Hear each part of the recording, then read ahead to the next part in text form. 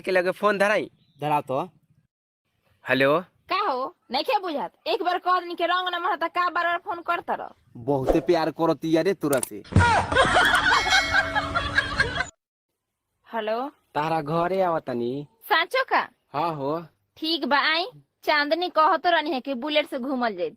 Bullet से? हम तो टेम्पू धके आई। 9023। हेलो का हो, एक साल पहले पास का हो गइलू, साफ फोने कइल बंद कर देलू। तू फोन के पीछे पड़ल बरो, यहाँ हमरा खटाई खाए के मन करता। अपने ही गिराते हैं गाता रहे मेरा दिल। का बात बा, कोनो याद आवतिया का?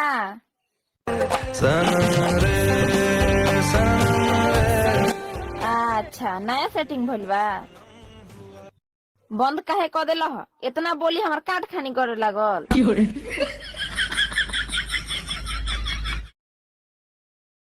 अरे भाई तुमने उसे जाने क्यों दिया? अबे मोहब्बत है इसीलिए तो जाने दिया, जिद होती तो बाहों में होती। कम की मोहब्बत दाल चूल्ही पर छोड़ के आइल बनी, जोर जाइल उतार के बांस को दे।